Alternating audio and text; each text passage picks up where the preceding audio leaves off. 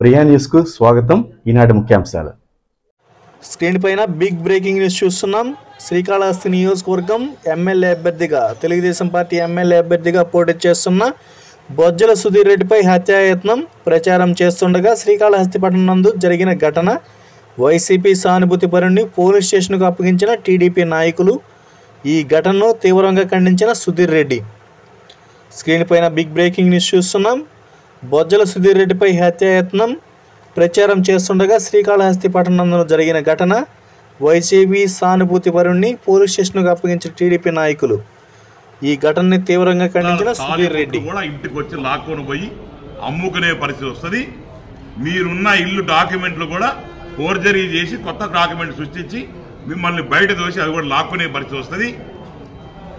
కాబట్టి మన పిల్లలకి జాబు రావాలన్నా, శ్రీకాళహస్తి సేఫ్గా ఉండాలన్నా, శ్రీకాళహస్తిని కాపాడుకోవాలన్నా, మళ్ళా పూర్వ వైభవం రౌడీజం పోవాలన్నా, మళ్ళా బొజ్జలన్న పాలన రావాలా. దయచేసి బొజ్జల సుధీర్ అనే నాకు ఓటేసి కాపాడమని చెప్పి ఈ శ్రీకాళహస్తిని మళ్ళా బతికించండి అని చెప్పి ఈ ప్రెస్ మీట్ ద్వారా కోరుకుంటూ సెలవు.